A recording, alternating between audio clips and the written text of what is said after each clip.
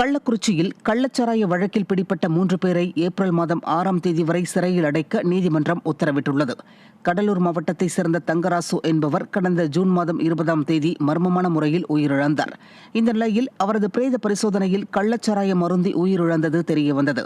இந்த வழக்கில் கைது செய்யப்பட்டு சிறையில் அடைக்கப்பட்ட கதிரவன், ஜோசப் ராஜா, சின்னத்துரை ஆகிய 3 பேரை போலீசார் 5 நாட்கள் காவலில் எடுத்து விசாரித்து வந்தனர். இந்த நிலையில் இவர்கள் 3 பேருக்கும் காவல் முடிந்ததால் கள்ளக்குறிச்சி நீதிமன்றத்தில் போலீசார் ஆஜர்படுத்திய போது மூவரையும் ஏப்ரல் மாதம் 6ஆம் தேதி வரை 15 நாட்கள் சிறையில் அடைக்க நீதிபதி உத்தரவிட்டார்.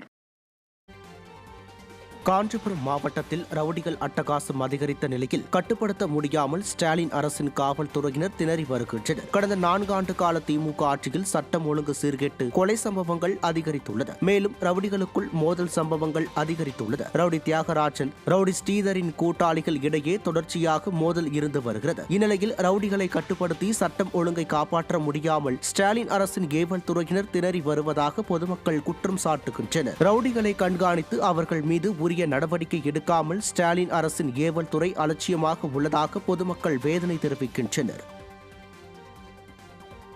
தர்மபுரி அடுத்த தட்சிணகாசி காலபைரவர் ஆலயத்தில் சிறப்பு தரிசனத்திற்கு அறநிலையத்துறை அதிகாரிகள் அதிக பணம் வசூல் செய்வதாக குற்றச்சாட்டு எழுந்துள்ளது.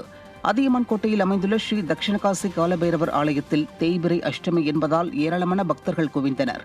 இந்த நிலையில் சிறப்பு தரிசனம் செய்வதற்கு 250 ரூபாய் விலையில் விற்கப்படும் டோக்கனை அறநிலையத்துறை அதிகாரிகள் 500 ரூபாய்க்கு விற்பதாக குற்றச்சாட்டு எழுந்துள்ளது.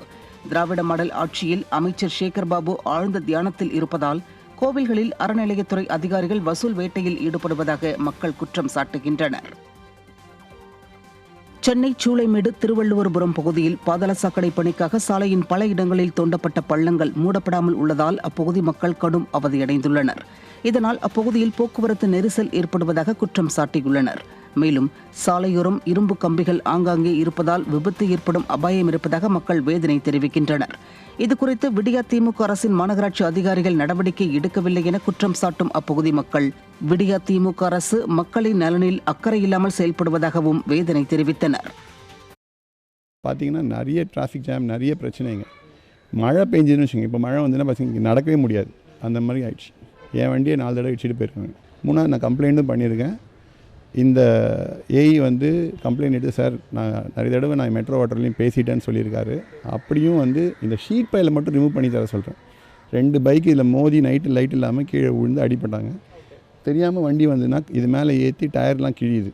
இது நான் கம்ப்ளைண்ட்டும் போட்டிருக்கேன். என் பேர்லேயே கம்ப்ளைண்ட் இருக்குது. அந்த கம்ப்ளைண்ட்டை அவங்க க்ளோஸ் பண்ணாங்க. ஆனால் இன்னும் க்ளோஸ் பண்ணி கிளியரும் பண்ணல.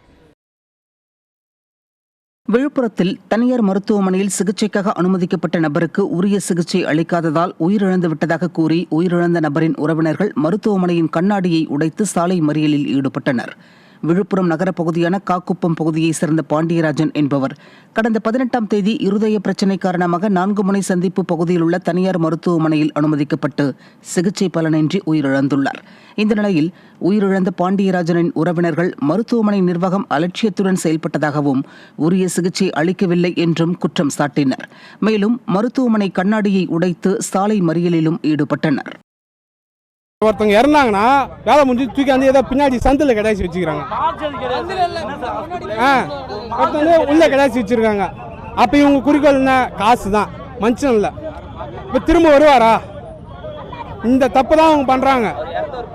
பாண்டியராஜன் அவர் காகுப்போம், அவங்க இஷ்டத்துக்கு தான் எல்லாம் பண்ணுறாங்க. ஒரு ட்ரீட்மெண்ட்டு டாக்டரே வராமல் நர்ஸ் இந்த டாக்டரா ஃபர்ஸ்ட் தடவை இப்போ தான் இந்த ஹாஸ்பிட்டலுக்கே வராரு. எந்த பிரச்சனையும் கிடையாது. இப்போ தான் ஃபர்ஸ்ட் தடவை வந்தார். என்னால் முடியலன்னு சொன்னால் வேறு ஹாஸ்பிட்டல் பார்த்துருப்பாங்களே.